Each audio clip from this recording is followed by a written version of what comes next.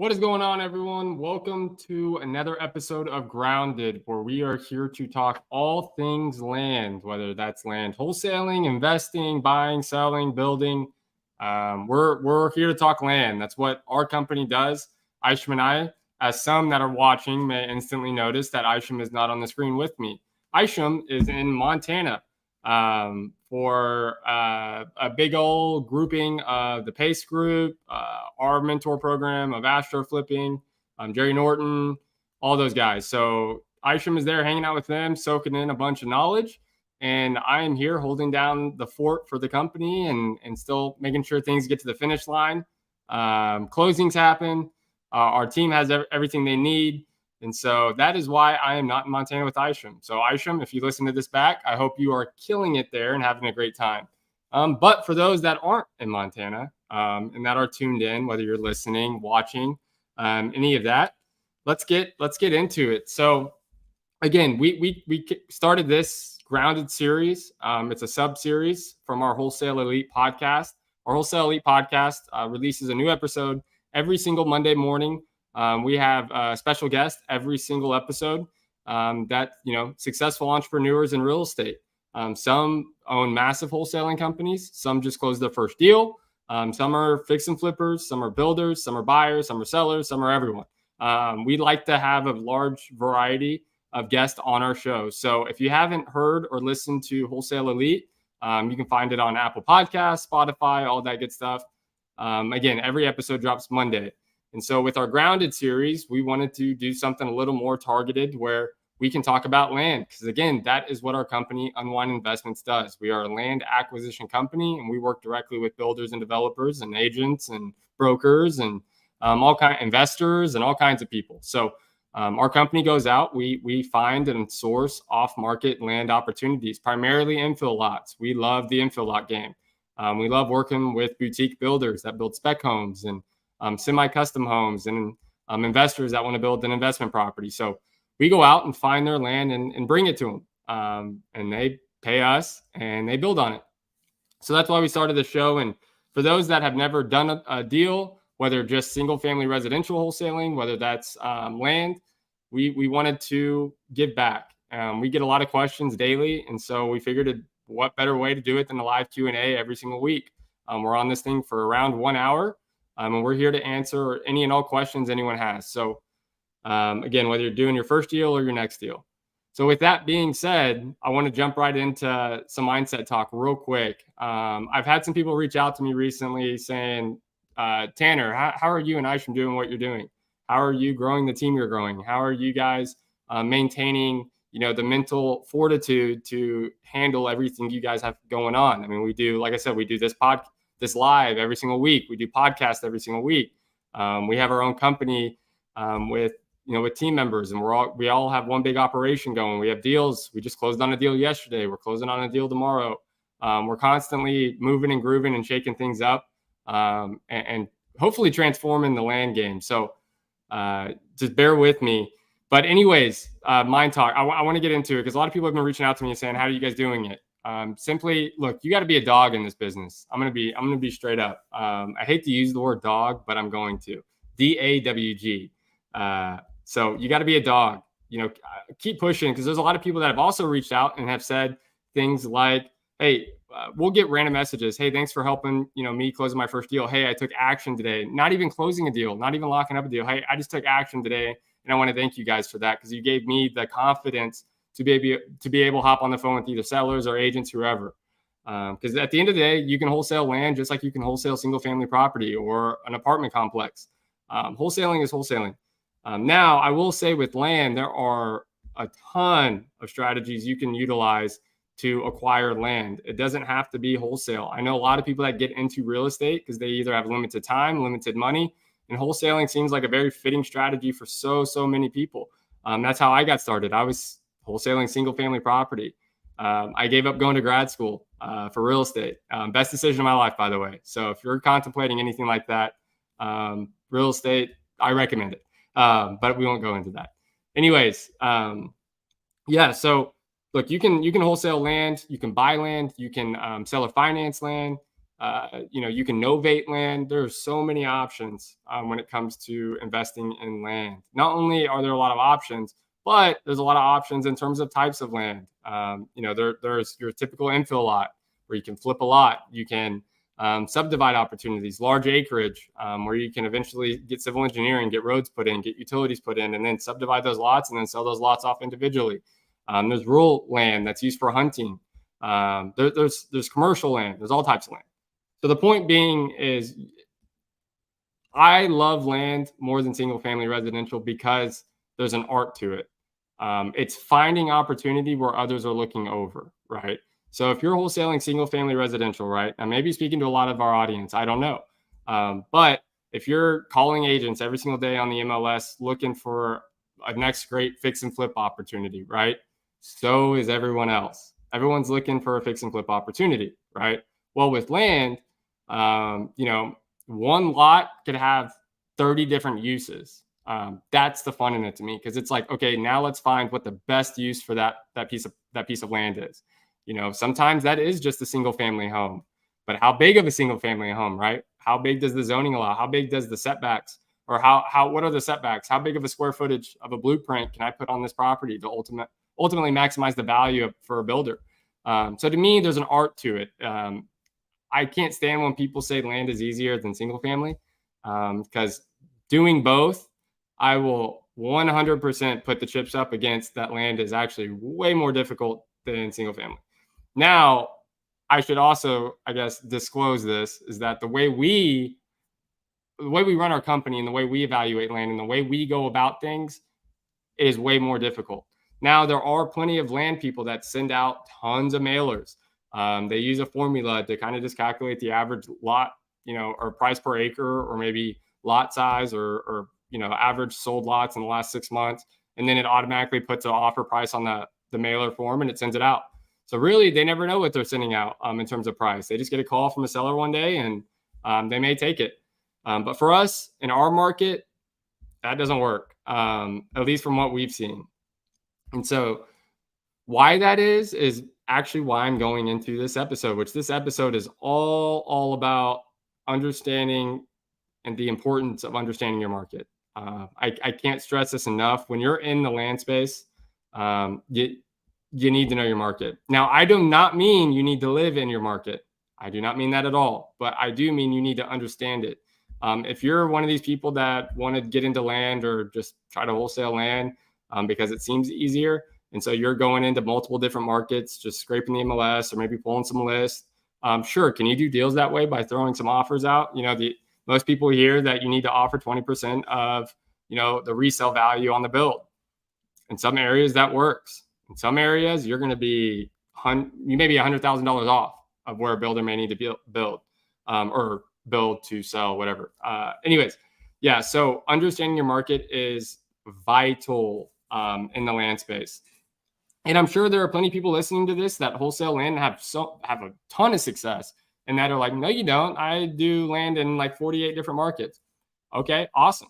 I would love to hear how you're doing it. And I have no hard feeling. Like, if someone comes to me and is like, dude, I can do 48 different markets of land. What are you talking about?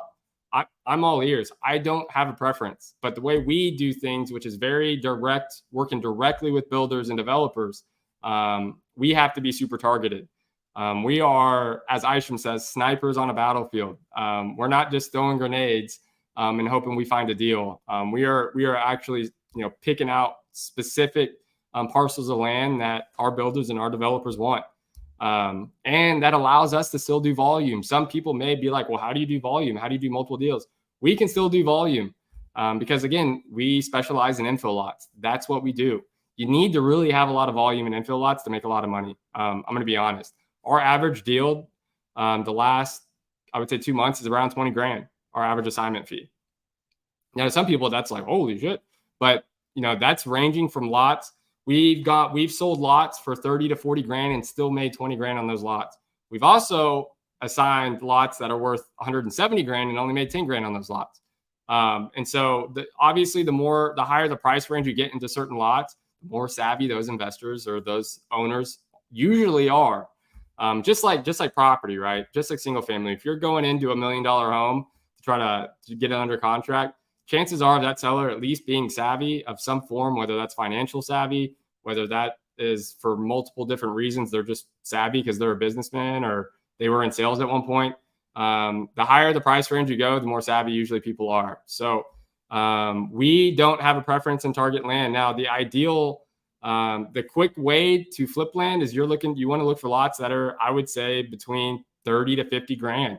Because typically in that case, builders are building $350,000, $400,000 homes at that lot price range. Again, we're in Florida, and so that's just what I see. If homes, new construction homes, are selling for around 350 to, I'll even say 450, you're most likely going to need that lot around 40 grand.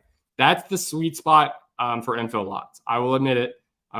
That's everyone's cue. If you're looking to get into land but don't know where to start, go find houses that are selling for 350 to 450,000, and then your lots are probably going to be worth 30 to 50 grand, anywhere in between. That's the sweet spot. That's where most boutique builders are. Sorry about that. And so what a boutique builder is someone that doesn't own a giant company, right? This isn't D.R. Hortons of the world. A boutique builder is someone that simply is, maybe doing 10 to 20 builds a year of a single family spec home. So they're building the same plan pretty much over and over and over again. They may have 3 or 4 different plans, but a boutique builder is someone it's usually a family owned company, or maybe a husband and wife, or just simply an investor that, has some connections with some contractors that allows him to build, multiple homes a year. Boutique builders are your best friend when you're wholesaling land, in my opinion. They buy the most deals off of us. We don't sell deals, again, to D.R. Horton and stuff because they don't need us. They've got their own acquisition teams. They've got their own in-house, probably cold callers for D.R. Horton that's out there searching for opportunity, or agents. They've got agents in-house that are just feeding them land deals. So boutique builders is what our pride and joy, I guess you could say, is, and who we work closely with. Again, 350 to 450,000. If you're brand new into land, that's your action step. Whatever your market is, go find the neighborhoods, go find the areas that homes are selling for 350 to 450, and you're going to have a lot of success, because that's usually where builders want to be, especially spec home boutique builders. Now, the reason for that, if anyone cares for an explanation, is because the 350 to 450 range is typically the perfect price range for a first-time home buyer or a small family, or like a newer family, a younger family, right? And so they can turn and burn those really quick. As the cost of construction is constantly going up right now, it still allows builders to get in projects in and out fairly quickly, because usually $350,000 to $450,000 homes, there's not like custom finishes, right? There still may be some really nice finishes, but it's usually not a custom finish. They're painting the house white, vinyl siding, or they may have some granite or quartz countertops, and they may have a farm sink, right? But there's nothing super crazy or super outlandish about the build, right? They're using just they may not use hardwood. They may put carpet in bedrooms. So the point being is they can get in and out of those builds fairly quickly, which allows them to be able to sell them quickly, which ultimately allows them to make more money, because not every builder, I would even say 90%, most builders, probably more than 90%, to be honest, are not paying cash for their build. They may pay for the land cash, but they are going to get a construction loan or some form of lender or financing to finance the construction costs. And what does that usually include? Ding, ding, ding. For anyone that was thinking I was quiet, because I wanted to let everyone think for half a second. It is interest rates. So when these builders are going to get a lender or financing of some form, like whether it's a construction loan or just any type of loan, there's always usually going to be an interest rate, unless they own the bank, and they may be able to skew some dollars out of that. But so as the builder is building, they're paying interest. As the builder gets done building, puts the house on the MLS, and say that house sits for 60 days, they're still paying interest on that. So the longer a build sits on the market, the more money the builder is losing by the time they sell it. So that's why it's important to find the target price range, like the average or median price range of your market specifically. So again, if your average median price range of a house that's selling is 400,000, that's where most builders are probably going to want to play around, because that's where the most turn and burn is, and that's where a lot of families are wanting to buy. Like in our market, we have a huge military base in our market in Florida, And what is happening on that military base is 30,000 new families are moving into the market within this next year to 2024 or 2020, the end of this year to the end of 2024. So what does that happen? That increases demand. There's going to be 30,000 new families, or maybe 30,000 people. I don't know how many families, but around 30,000 people moving into the marketplace. And our market's not crazy big. We're not in Orlando. We're not in Tampa. We're not in a major market. And so why is that important? Because that's going to increase the demand, which is going to increase how quickly these builders are able to sell their homes on VA loans of some form, or just a standard FHA. But these military families are going to need places to live. Now, whether that's for rent or whether they want to buy, regardless, they're going to need housing. And simply in our market, there's not enough housing. There was a huge hurricane that came in 2018, wiped out a lot, and they're still redeveloping our market from 2018. And so what these builders are wanting to do, and again, this is why I'm preaching the importance of understanding your market in this episode, is because if you know the end result or what the builder's goal is with the project, it's going to make it a lot easier to go find the right deal for them, right? So a lot of builders in our market not only are building affordable housing and spec homes in the 350 to 450 range, but they're to put on the market and sell, but they're also building duplexes. They're also building single family rentals. Not all builders build to sell.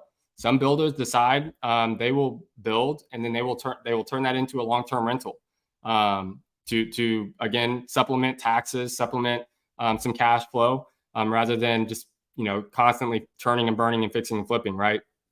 And so that's important to understand your market. So I know that we have 30,000 new people moving into our market from the military. They're going to need housing. Builders are looking. They're kind of transitioning from build to sell to build to rent. And so I know that. So I know that I can maybe ask $5 more grand on a $40,000 lot because they plan on holding that rather than selling on it. So there's little things that you can squeeze little dollars out by understanding your market and understanding the end result. Every single deal we underwrite, every single parcel of land we look at, we think all the way from a builder's perspective, and we think past the builder's perspective. Who's that builder going to sell to? What is that builder's goal? And we start there and then work completely backwards. That's important because that allows us to know what their strategy is, know what their plan is, and then we can go hunt. That's what we do. Again, that's why we work with boutique builders usually 90% of the time, is because they don't have in-house acquisition people. They need land. Guys, people are constantly building houses, whether the interest rates are high, whether they're low. There's constantly being housing developed. It's not going to stop. Even if construction costs goes up, it may slow down, but it's not going to stop because housing is constantly needed. And so by going to boutique builders, and what do I mean by boutique builders? Again, how do you find these people, right? We use our GIS map. I can Google, I'll say Bay County property appraiser, right? Simply look up property appraiser. I can see who's buying land cash in our market. And usually it's an LLC. Even if it's not an LLC, sometimes it's usually a husband and wife's name that's buying this land. I know to call them. And I'm going to ask, hey, are you looking for land to build on? Not all people that buy land are builders. A lot are investors. We literally just assigned a deal like 2 days ago to an investor. He doesn't build. He doesn't even have a contractor yet. He's looking for a contractor to build the house, but he liked the lot a lot because of the location. So we sell deals to investors as well. He wants to build on it and then turn that into a short-term rental. So again, knowing his end goal, we knew that we could make the numbers work for him. It wasn't working for spec home builders. The price that we wanted was not working for spec home builders. There wasn't enough profit margin, I don't want to say there wasn't enough profit margin. It was over 25% ROI is what I projected when I was running the numbers. But based on the location with its accessibility to the beach, it was prime for a short-term rental. The zoning allowed a short-term rental. It's actually zoned R2, which allows up to a duplex. And so that's how we knew to assign it to an investor rather than a builder. What also things are important in your market is understanding where builders don't want to be. For us, it is very hard to find builders where houses are selling for 250 or less. I have on one hand go-to builders, and that's it. And so understanding where they do not want to build. If you're in a market where the average house is selling for 300,000 or less, perfect. Know their cost to build. If they try to tell you that their cost to build is 150, I don't know how they're making money for one, but two, they're most likely yanking your string. Like in our market, builders that are building houses that cost around $250 when they resell, their cost to build is anywhere from, I would say, $90 a square foot to about $125 to $130 a square foot. I know that when I'm running my numbers. How do I know that? Is because I've talked to enough builders now to understand that's what they're building. A lot of builders don't want to give you their cost per square foot when they build because, one, they don't know it. Two, they don't want to share it because you haven't built rapport yet. And so I've been getting a lot of people after coming back to me saying, hey, look, I've asked builders for their price per square foot and they haven't been wanting to give it to me. That tells me is you haven't built enough rapport with them. And it's also my fault for telling some people to go ask for the price per square foot. But you need to build rapport to get that type of information out. But simply look at what they're building. Hey, if you're on the phone with a builder and you're trying to kind of decipher what kind of builder this is, whether that's someone that's building 5 to 10 properties, 20 to 30, whether they have a big operation, a small operation, simply ask them, hey, what's some of the more recent projects have you done? Have you done some stuff in this area? They'll be willing to tell you. Builders are very prideful in their projects, as they should be, right? It takes a lot of manpower. It takes a lot of time, effort, due diligence, financial due diligence. There's a lot of effort that builders have to put in. There's a lot of logistics. So they're very prideful in their projects that they put on the market and they sell. So ask them. If you're reaching out to new builders that you've never talked to, just have that conversation with them. Say, hey, look, I'll say John. Hey, John, this is Tanner with Unwind. I noticed your new build that was listed on the market over on 123 Apple Street. Are you currently looking for any more lots in that area? Yeah, I am. Awesome, John. Awesome. Hey, so just out of curiosity, by the way, beautiful build, but how many builds are you looking to do this year? Boom. You just threw it in there. He's going to be like, oh, well, and they usually go on a little rant. They usually explain either why they don't do a lot or how they're able to build a lot. It's either one or the other usually. And so what that will kind of look like is some builders will be like, hey, look, it's really just me and my wife. We have to get construction loans to close on these things. So, we kind of have to get some moving pieces and it takes a little bit of time to get some of these projects done. Awesome. Or, hey, look, I'm a little bit newer to the market. I've only done like 5 builds, looking for my 6, but, if you can help me with that land, that'd be great. And then again, just keep digging, keep asking what they do. Look at their builds. The best way that we value land is simply by talking to a builder, asking what projects they've done. They usually share the address or the street. I'll go find that property if they don't tell me, and I'll look at the square footage of that property. I'll look what they sold that for. Most builders want to keep producing what they've already produced, right? Just like a fix and flipper. Fix and flippers are keen and very known for fix and flipping in the same neighborhood or at least the same area because they're extremely comfortable with it. That's how most builders are. I have certain builders in our repertoire, I guess you could say, or certain builders we have relationships with. They only want to do luxury builds. They only want to build homes that are going to sell for over $1 million. And these are spec builds. These aren't custom homes, right? And I was sent one of our deals to one of our luxury builders just to try to get some information out of him. And he didn't want it because the sell value of the home after was projected to be around $650. It was too low for him. Even though the margin allowed him to make over $100,000 on the deal, still didn't want to do it because it just wasn't, he didn't have plans for it. He didn't care. It felt like it was a waste of time to him. So builders want to be in areas and they want to keep reproducing builds they've already done. Usually there are a handful of builders that will go out and look for, they don't mind getting new plans drawn up. They don't mind going to their architect and getting new plans drawn up. But keep in mind, the reason why builders don't really want to keep getting new plans unless they absolutely have to, because it's a deal is a home run, is because it takes a lot of time to usually get plans. For instance, one of our builders that I was just talking with yesterday, it takes him around 2 to 4 months just to get new plans drawn up. And just for those that are a little newer, you can't go vertical, meaning you can't build a house until your plans are not only drawn up, but they're approved by the city. They have to get approved for engineering. They have to get approved permitting wise. The city has to say, hey, look, we are okay with you building that house in that neighborhood or in that area. The city has to approve pretty much everything a builder has to do. And so a lot of builders don't like to get new plans drawn up if they don't have to, because it takes extra time. Again, what happens when they have extra time? It's costing them extra money because they are buying that lot, sometimes cash, but now they're starting to go get the financing. And they know if they have to own a lot for 4 months before they can even start the build process, that's 4 extra months of interest that usually occurs. That's a problem, right? That's 4 extra months that they're not making money. and there's no progress being made. Also, the other thing is with that is you want to be careful when reaching out to builders. You always ask how they plan on financing their land. How do you plan on buying your land? So how I would ask is, hey, John, just out of curiosity, would you be buying this lot cash, or would you go get a construction loan to close on it?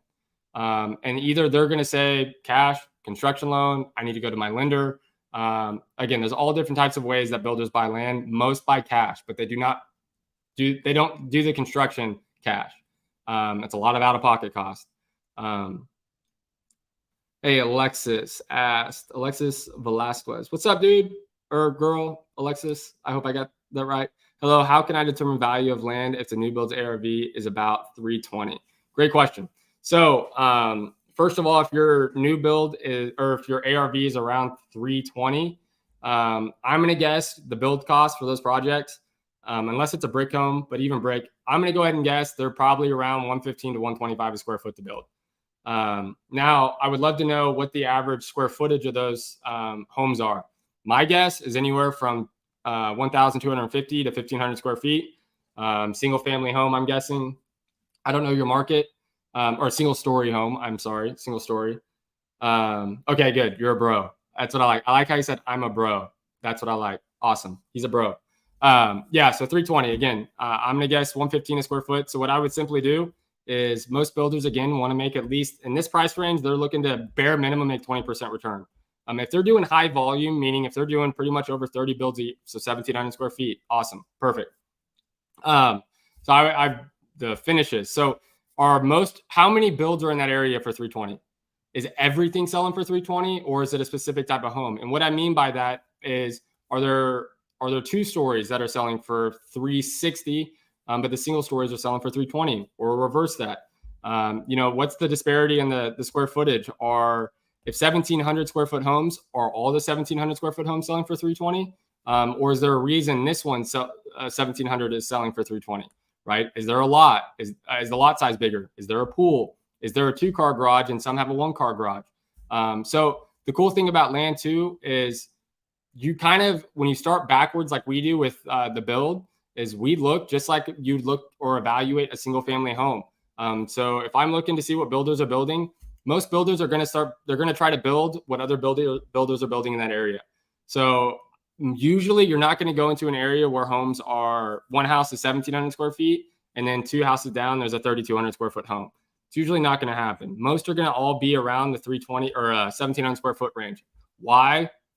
Builders want to be able to predict. They want to be able to project what's going to happen. Again, the reason for that is because they're getting loans on these things. They want to know a timeline. So they're going to see, okay, awesome, 1,700 square feet. That's what I want to build, right?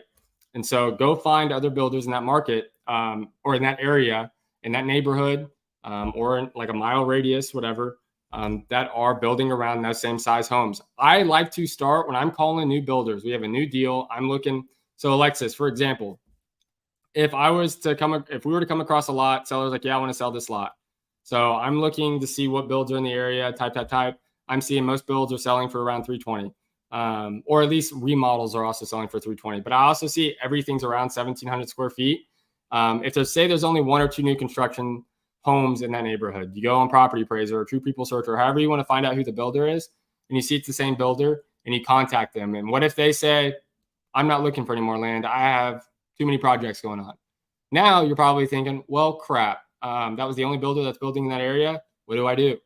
So expand your radius and start looking for other new construction in your market that is also around 1,700 square feet.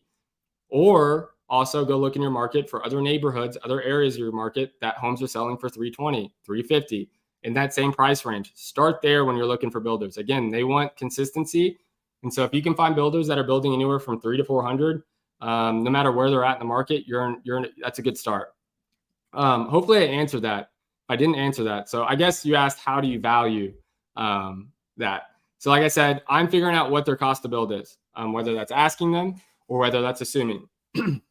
Again, I assume when I see a 320, they're probably around 115, 125 a square foot to build.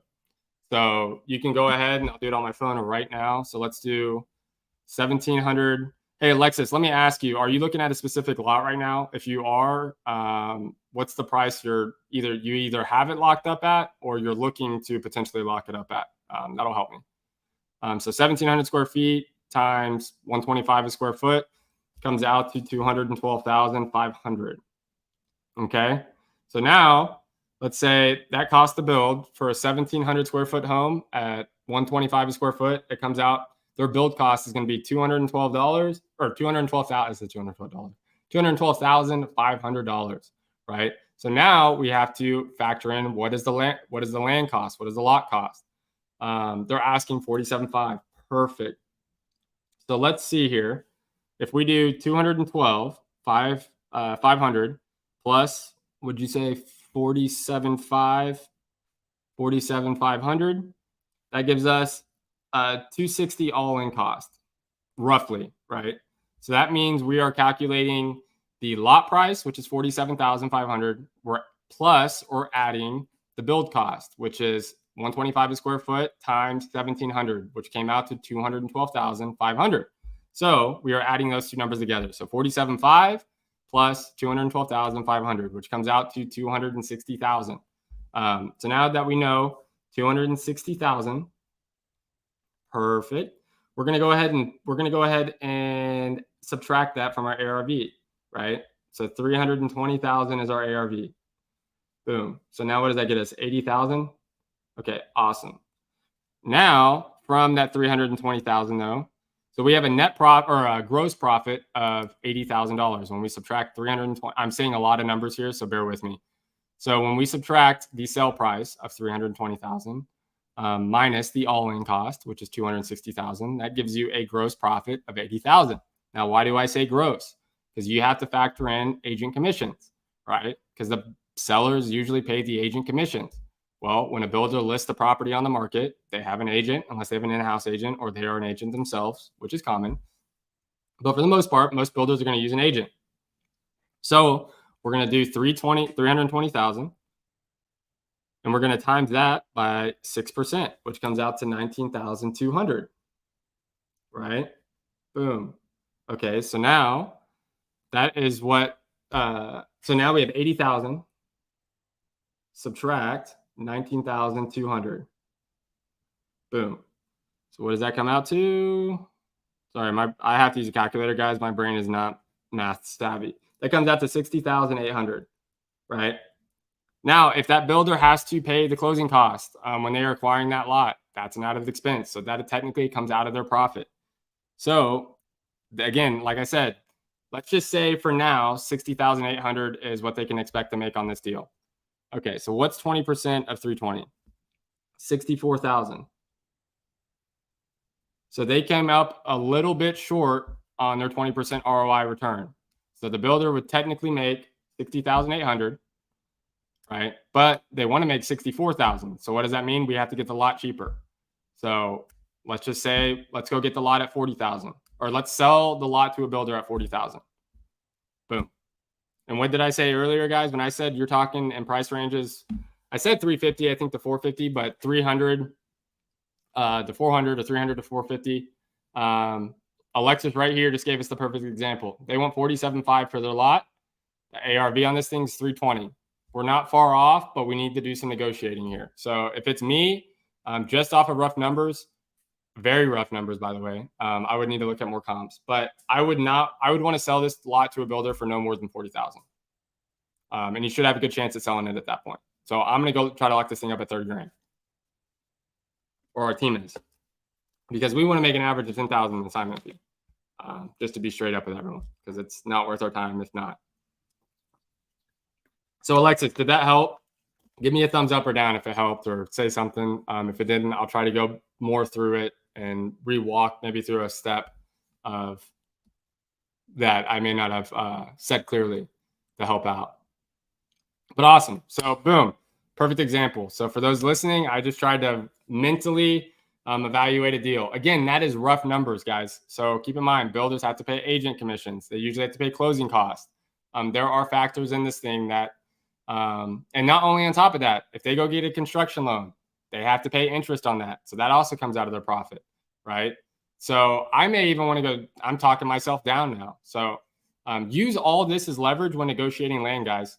When sellers are trying to be stubborn like this, say they are being stubborn for 47.5, let them know and be frank with them. Don't be scared to walk away from a deal.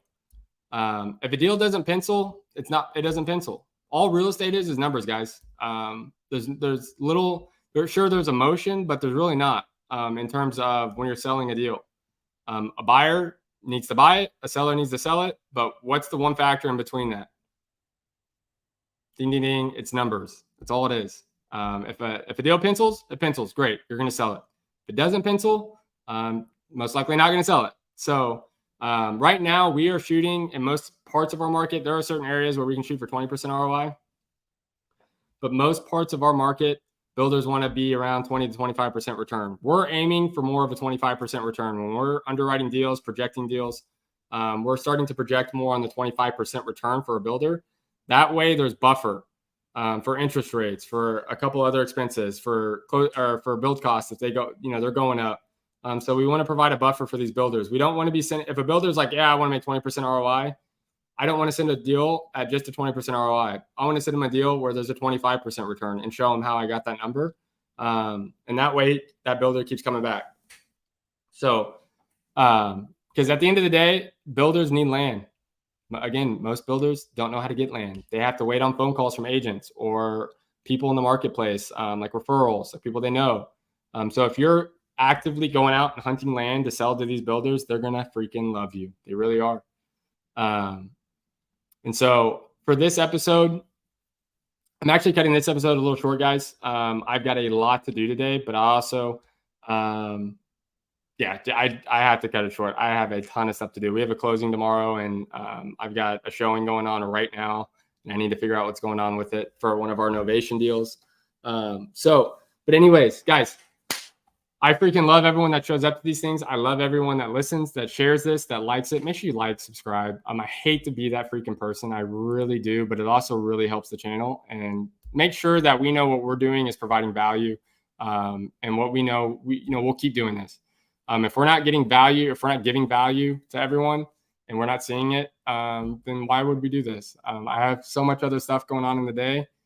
But again, the reason I do this is because I want to be able to give back. I want to be able to answer questions, help. It helps me learn too. When I'm explaining this stuff, it's me learning as well. It's me getting better. And so I want to make everyone better. I want us all to work together. Guys, there's so much money to be made in real estate. Don't be one of those selfish, greedy people. JV deals, help people, spend time giving back to others for what the knowledge and the information you learn, because it'll come back to you tenfold in this business. It really does. So give back. But again, anyways, I love you guys. Keep sharing, keep showing up, keep engaging, keep asking questions, like, subscribe, and I will see you on the next episode next week of Grounded at 3 p.m. Central Time. We'll go back to Wednesday. We're going back to Wednesday. So Wednesday at 3 p.m. Central Time is the next episode of Grounded.